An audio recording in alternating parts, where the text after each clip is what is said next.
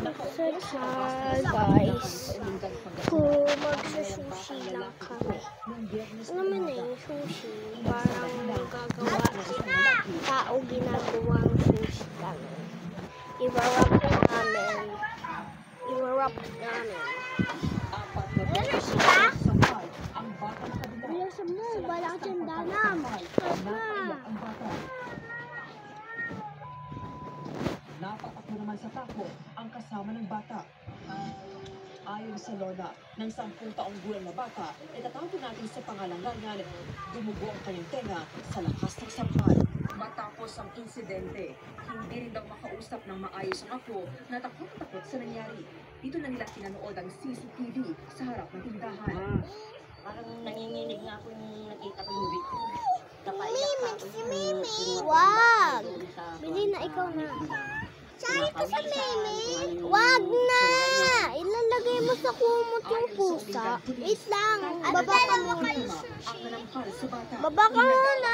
Usugin mo din. Wala mo ba yan? Baba ka muna.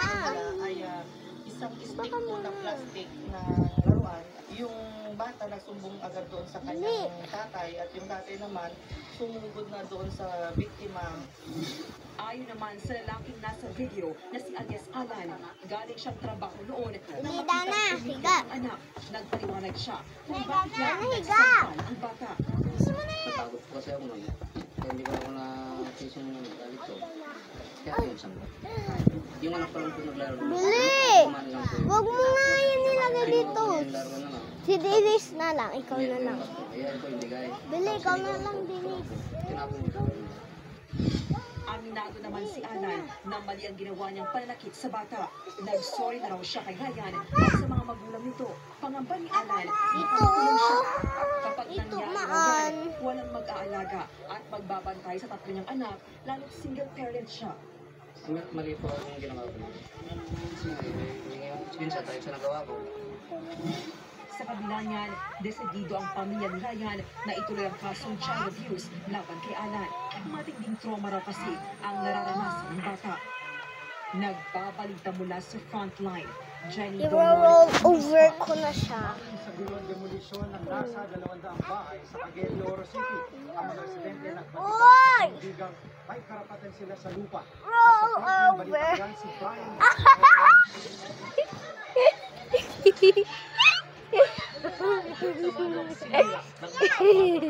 ang date ng compound na yan. Isa pa, ikot. Sa Cagayan de Oro City kaninang tanghali. Ikot mo siya. Ang demolition team. Ala, di pa nga nakakain yung sushi. Umanong itinayo sa lugar. Walang nagawa ang ilang residente, hindi sumigaw at nakaawa ituloy ang demolisyon. Dahil nakuha ka nga isang laruan. Yun o. Oo. Nagkakapatan sila sa lupa. Sa kapila niyan, itinuloy pa rin ang demolisyon.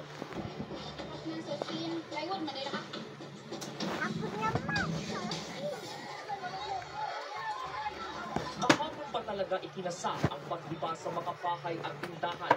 Itinigil na dahil ng kabalyahan. Nagkabatuhan. At dahil sa pagmamaawa ng mga residente. Isang pulis, ilang residente ang nasugatan sa gulo. Naulit yan kanina at isang lalaking na bato ang inaresto. Ayon sa mga otoridad, aabot sa 209 na pamilya ang apektado ng demolisyon. Giit ng ilang residente, hindi sila pumapayag na umalis dahil wala namang relocation plan. Giit ng Cagayan de Oro City Police, legal ang demolisyon alinsunod sa utos ng korte. May order po sa galing sa korte. Ayos mo na ba, amo?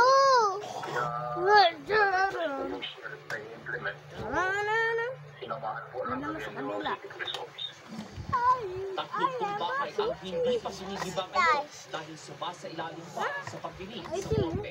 Nagpamalita mula sa frontline, Brian Bosa, News 5. Basag ang ulo at may sugap sa leeg at ulo ang magkay ng isang Uy, natumba yung cellphone. sa ilong sa Balili Cebu. Ayon sa apo ng biktima, nahulog ang kanyang lolo.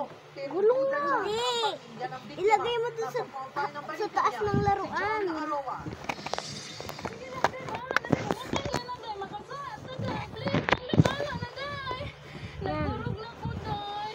Wait lang. Dali adi tabangan day. Okay na yun. Tabangan day please. Ako na. Di tabangan day dali ay taon day. Panay ang sigaw ng babae na kumukuha sa videong ito nang makita ang kanyang tsuhi na palutang-lutang sa ilog sa bayan ng Barilis Cebu nitong Biyernes. Li, Luwi kay stiyo day. wait lang. Sige Ulit. lang day. Ang gabaw niya day asa. Habang ang babae nito dahan-dahan pinahon ng katawan ng kanyang lolo. Ang lalaki sa video si Bonifacio Jagro Sr., 59 years old, magsasaka. Kwento ng kanyang apo, nasa ilog silang mag-ina na makitang papunta kanyang lolo para paliguan ng kalabaw. Pero habang naglalakad, nataliso daw ito. Wait, wait. Uy, Binangga siya ng natuto na. kalabaw. Tinamaan siya. Sumabit yung kalabaw niya sa bato, tapos doon na siya nahila.